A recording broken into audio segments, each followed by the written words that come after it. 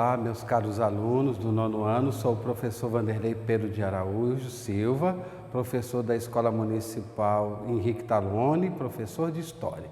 Hoje nós vamos trabalhar alguns assuntos importantes sobre o trabalhismo, a segregação social e do espaço urbano e também sobre a crise de 29 ocorrida posteriormente à Primeira Guerra Mundial. Temos bastante assuntos para estudar hoje. Vamos procurar ser bem sintético e bem sucinto nos nossos temas, porque eles são longos e complicados, mas vamos tentar o máximo esclarecer sobre cada um deles. Hoje também é importante porque na nossa aula de História nós temos também o encontro de alguns aspectos da História e da Geografia. A gente chama esses aspectos de interdisciplinariedade, quando uma disciplina encontra com a outra. Então alguns aspectos geográficos vão aparecer também na nossa aula de hoje. E eu fico muito feliz desse encontro da História com a Geografia nessa aula de hoje. Segregação. Esse conceito de segregação é dissociação, ou seja, quando nós separamos as pessoas, os grupos, indivíduos, seja do contato físico, seja por fatores biológicos, por fatores religiosos ou culturais. Quando eu separo, quando eu divido, excluo ou distancio um grupo do outro. Segregar é um ato de separar, pode ser através de uma ação política.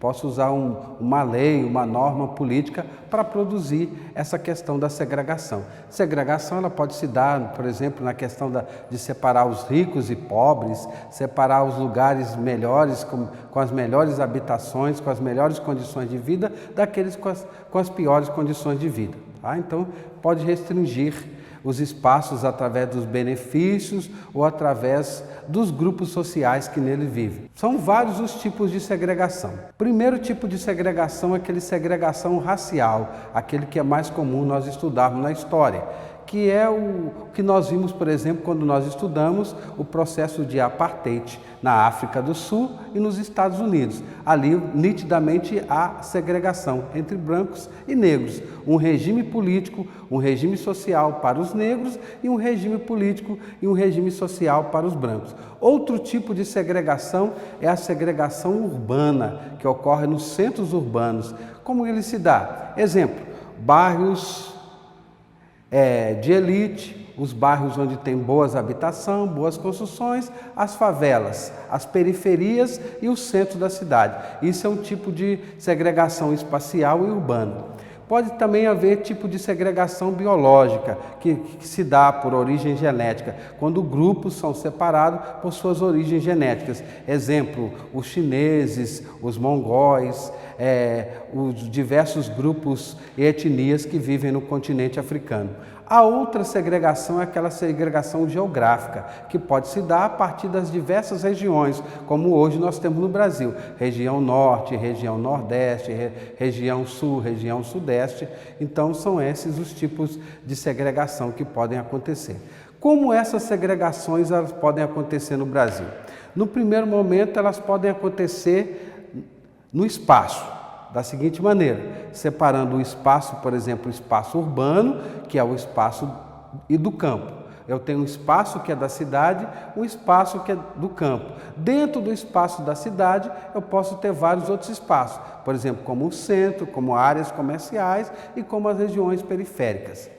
Pode acontecer também, como é muito comum aqui no Brasil, entre as regiões. A região Nordeste, que é considerada, por exemplo, uma das mais pobres do nosso país, a região Sul e Sudeste, que são consideradas mais desenvolvidas, onde nós encontramos as melhores condições de vida. Então, pode acontecer também nesse processo de regiões um pouco mais distantes, não só apenas dentro de uma mesma cidade.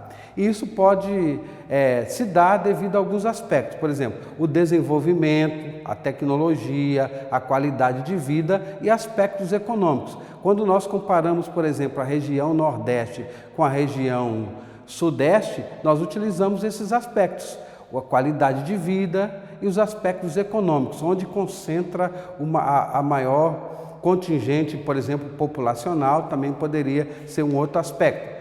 as regiões metropolitanas e as cidades. Nas regiões metropolitanas, geralmente acontece aquele processo tranquilo, né? Que a gente estuda sempre lá na geografia, que é a chamada conurbação. Aquela cidade grande que vai envolvendo outras pequenas cidades e outros pequenos municípios. Dentro dessa conurbação ou dentro dessa metrópole, nós vamos encontrar vários espaços. Os espaços industriais, espaços habitacionais, espaços comerciais. Dentro desses espaços habitacionais, nós podemos encontrar essas segregações. Como? Você pode encontrar bairros com maior qualidade de vida, construções bem acabadas, e você pode encontrar, por exemplo, as áreas de favela com construções menos acabadas, construções mais pobres, às vezes com menos acesso à água, à energia e a outros serviços e bens. Tá? Então você vai encontrar numa cidade os centros, geralmente onde vai dispor ali de hospitais, bancos, lojas, farmácias, com um aparato bem de serviços bem desenvolvidos, bairros mais afastados que muitas vezes não dispõem desse serviço, às vezes até do saneamento básico, como por exemplo, acesso à água e esgoto. Então você tem áreas valorizadas na cidade e áreas menos valorizadas.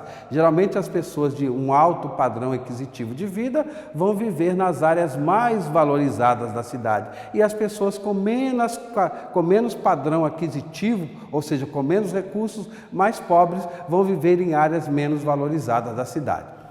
Bom, isso nós chamamos na história e também na geografia de emergência da vida urbana ou da segregação espacial. Como que é o processo histórico disso no Brasil? O processo histórico disso no Brasil vai acontecer lá pelos anos de 1940. Por quê? Até 1940, a maior parte da população brasileira vivia no campo. E com o passar dos anos, de 1940, 1950, 70, 80, até os dias atuais, esse quadro se inverteu. Hoje, no Brasil, nós temos quase que 90% da população vivendo nos centros urbanos. E o que gerou isso? Gerou isso o processo de industrialização. O processo de industrialização iniciou-se lá pelos anos de 1800, na Inglaterra, no século XVIII, estendeu-se por todos os anos de 1900, século XIX e chegou até o século XX. Então, o século XX, principalmente posterior à Primeira e à Segunda Guerra Mundial, foi o advento da urbanização. Então, no Brasil, a valorização dos centros urbanos começa a partir dos anos de 1940, certo? E esses centros urbanos ficaram muito localizados em uma região brasileira, que é a região sudeste, principalmente formada pelos estados de Minas Gerais, com sua capital Belo Horizonte, Rio de Janeiro, com a cidade do Rio de Janeiro, e São Paulo, com a região metropolitana de São Paulo. Essas cidades formaram regiões metropolitanas muito extensas e concentraram boa parte dos bens e serviços e também empregos. Porque a partir desse processo gerou emprego e renda. Então, pessoas de diversas outras regiões do Brasil saíram em direção a essa região. Em busca de quê? Em busca de melhor qualidade de vida, em busca de emprego, em busca de renda e possibilidade de entrar nos centros educacionais, principalmente nas universidades federais que foram surgindo nesses locais. Tá? Outra coisa que pode atrair as pessoas também para esses centros é a busca por recursos da medicina, tratamentos de saúde. E essas pessoas, muitas vezes, quando chegam nesses centros urbanos, acabam construindo suas casas nas regiões periféricas. Então, nós temos esse distanciamento. À medida em que a periferia vai avançando, a qualidade de vida e a forma como essas pessoas vivem também piora. Outro aspecto é a segregação do espaço brasileiro, que a partir do processo de industrialização, que se dá na região sudeste do Brasil, nós temos aí a separação de várias características regionais brasileiras. Por exemplo, nós vamos ter uma acentuada saída de grupos sociais da região norte e nordeste do Brasil em direção à região sudeste, principalmente um grande grupo de nordestinos que sai da região nordeste em direção principalmente à cidade de São Paulo. Posteriormente, lá pelos anos de 1960, eles vão vir muito para a região central do Brasil para trabalhar na construção da capital, que seria Brasília. Então, isso promove essa formação dessas regiões periféricas, tanto na cidade de São Paulo, como, por exemplo, no entorno de Brasília, que hoje nós chamamos de cidade satélite. Esse desenvolvimento desigual é produto de quê? Produto das seguintes características. Exemplo, se nós pegarmos a região Nordeste, nós vamos ver que a região Nordeste concentra uma agricultura de subsistência. Se eu pegar a região Norte do Brasil, ela concentra atividade econômica em torno do extrativismo. Se eu pegar a região Sudeste do Brasil, já tem um enorme parque industrial. Exemplo, a região de Diadema, do ABC Paulista. Se eu pegar, por exemplo, a região sul do Brasil, eu já tenho a agricultura familiar e o agronegócio. Já é uma coisa mais abrangente, por exemplo, produção de vinho, produção de frutas e etc. tal, na região sul. Se eu pegar a região centro-oeste do Brasil, eu tenho a agropecuária muito desenvolvida, principalmente na criação de gado e na produção de soja em cidades ali da região centro-oeste, que faz com que essas regiões acabem se tornando regiões mais ricas e prósperas. Então, a dificuldade central é essa, a região Nordeste acaba vivendo essa situação de agricultura de subsistência e pouco desenvolvimento. Lá pelos anos de 1990, para tentar diminuir essas desigualdades sociais, o governo brasileiro criou um programa de desenvolvimento, uma política de desenvolvimento. Qual era o objetivo dessa política de desenvolvimento? Fazer com que o desenvolvimento econômico e social não ficasse concentrado apenas na região mais rica do país, mas que ela gerasse também desenvolvimento para a região norte e nordeste. Exemplo, em 1990 foi criado a SUDENE, que é a Superintendência de Desenvolvimento do Nordeste, e em seguida, para a região amazônica, por exemplo, a Zona Franca de Manaus, que se tornou um polo de produção de produtos industrializados e de tecnologia. Já dentro de um aspecto urbano, a gente tem a questão das cidades, certo? Os centros urbanos, as cidades menores e as periferias, como é o exemplo clássico da cidade do Rio de Janeiro, com as favelas, por exemplo, favela da Rocinha, Morro do Vidigal. Até é comum a linguagem que eles utilizam, que é aquela linguagem da favela e do asfalto. Quem mora na favela, geralmente é aquelas pessoas de baixa renda, com empregos de menor qualidade, e as pessoas que vivem, por exemplo, nas regiões mais nobres da cidade, geralmente são profissionais liberais, médicos, advogados, com a renda um pouco melhor. Então, nós temos essa questão das favelas e dos centros mais desenvolvidos nas cidades. Nós temos também a questão, voltando um pouco mais, a questão da favela. Isso é característico do centro urbano. Nós temos também na área do campo os assentamentos rurais. Você tem uma enorme fazenda produtora de gado, produtora de grão, e você tem ali também os assentamentos rurais. Também isso é um exemplo de segregação. Vamos agora para o próximo assunto, que é a questão do trabalhismo. O que é o trabalhismo? Quando a gente fala essa palavra trabalhismo, nós estamos falando das relações de trabalho, das leis que estão em torno dessas relações de trabalho, a garantia dos direitos trabalhistas com leis específicas.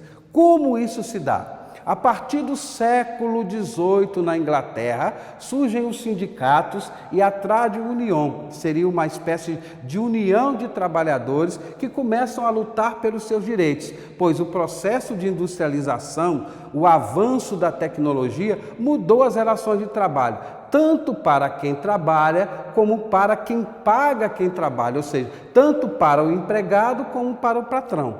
Aqui no Brasil, essas relações trabalhistas, elas vão se originar a partir dos anos de 1930 e 1940. Então, os trabalhadores começam a exigir seus direitos, começam a exigir a garantia, vários tipos de garantia para as suas atividades profissionais. Então, foi criado no Brasil o que nós chamamos de CLT. O que é CLT? Consolidação das Leis Trabalhistas. A CLT é uma lei de 1943. Na verdade, ela é de 1º de maio de 1943. É a Lei 5.452. O que diz essa Lei 5.452 no Brasil? Ela criou o salário mínimo, o 13º salário, jornada de 8 horas diária de trabalho, férias anuais, a previdência para dar assistência futura ao trabalhador quando ele já chega numa idade avançada e não pode trabalhar mais, o descanso semanal. Todas essas leis, elas continuaram sendo agregadas às leis trabalhistas e à justiça do trabalho no Brasil na Constituição de 1988. E a Constituição de 1988 ainda agregou alguns valores, como, por exemplo, salário família, os adicionais noturnos de periculosidade, planos de carreiras e salários e a extensão da licença maternidade. O nosso último assunto de hoje é a crise de 1929. Que é a crise do capitalismo. Todos nós já sabemos as origens do capitalismo e do liberalismo, que se inicia lá pelo século XI, XII, XIII, lá no final da Idade Média, quando há a expansão urbana e a expansão comercial. E esse capitalismo ele vai se desenvolver de 3 formas. A primeira forma é o capitalismo comercial, aquele lá do início da colonização brasileira, quando se utilizava as estratégias mercantis para fomentar o mercado. Depois, lá no século XVIII, ele muda de figura, ele passa a depender da produção industrial, então ele passa a ser o capitalismo industrial. Após a Primeira Guerra Mundial, se instala o que nós vamos chamar de capitalismo financeiro. Depois da Primeira Guerra Mundial, há um fortalecimento muito grande da economia norte-americana. Por quê? Os norte-americanos não tiveram confronto instalado em seu território. Então, eles conseguiram preservar muito bem seu parque industrial. Quando terminou a Primeira Guerra Mundial, a economia americana estava intacta. Então, ela se torna a maior potência econômica do mundo depois de 1914. E os Estados Unidos passam a ajudar os países europeus a recuperar suas economias destruídas pela guerra, principalmente a França, a Alemanha, a Inglaterra, a Itália. Esses países que se envolveram no conflito começam a receber essa ajuda dos Estados Unidos. Então, a economia do mundo começa a girar em torno da economia americana. Então, nós temos aí o processo de dolarização da economia. Tudo passa a ser medido em dólar. E a Bolsa de Valores de Nova York passa a ser uma espécie de baluarte econômico para o mundo. Nesse período, os Estados Unidos se torna também a maior potência industrial do mundo. Ele começa a produzir máquinas, produzir tudo que se necessitava naquele momento. Porém, um fenômeno chamado superprodução, o que é esse fenômeno de superprodução? Ele produziu tanto que ele não tinha mais para quem vender. E isso levou a um colapso interno da economia americana. Então, em outubro de 1929, ocorre a queda da Bolsa de Valores. Aquelas pessoas que investiram seu dinheirinho, os seus benefícios lá na Bolsa de Valores, acabam perdendo muitos recursos. Muitas pessoas que eram ricas antes de outubro de 1929, quando se tornaram pobres depois da queda da Bolsa. Isso gerou uma onda de desemprego muito grande nos Estados Unidos, uma perda da renda, e o governo americano, então, teve que adotar algumas medidas para reestruturar a economia. Essas medidas que ele vai estruturar vai chamar-se New Deal, ou seja, novo acordo. E passa a investir-se, então, na área da indústria, na geração de emprego e na agricultura. Mas essa crise, ela acaba afetando todo mundo. Ao afetar todo mundo, ela vai gerar um fenômeno que vai contribuir com a Segunda Guerra Mundial, que é o fortalecimento dos governos autoritários, que vai gerar o conflito da Segunda Guerra Mundial, principalmente o nazismo na Alemanha e o fascismo na Itália. Termina então aqui a nossa aula de hoje. Desejo para vocês que vocês tenham uma boas férias, que vocês descansem, e vocês que são alunos do 9º ano, o ano que vem a gente se encontra novamente lá no ensino médio, porque eu também sou professor do ensino médio e a gente pode encontrar por aí nas aulas do ensino médio. Então, ficamos por aqui e até uma outra vez.